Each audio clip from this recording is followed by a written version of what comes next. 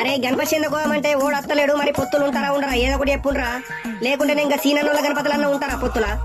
మీతోటి సాతగా సావురారా బై. పొద్దుగాల 8 గంటలకు రండ్రా చెట్టు కిందికి అని నేనంటే 12 గంటలకు మెల్లంగా అత్తుర్రు లగ్గం పోయినట్టు. అరే మా ఆయికి జ్వరం వచ్చిందిరా, డాక్టర్ క్యూ పెట్టి వచ్చే వరకంటే ఈ టైం అయింది, ఏం చేయమంటావురా మరి? లేకుంటే ముసలి చచ్చిపోతుండే. ఈ 12 గంటలకు ఓలింటికి పోదాంరా, ఓళ్ళు ఉంటారా ఇంటికి అందరు పల్లెకి పోయి మునుగుతారు. అరే మామ నర్సక్క ఇంటికానే కనబడ్డారా నాకు, దాని దగ్గరకు అడుగుదాంపా, దాని చేతి మంచిదిరా, అది బోనే చేస్తే మనకి ఇయ్యాల ఈసారి పైసలు పో. నడుండ్రా నడుండ్రు జల్ది నడురి.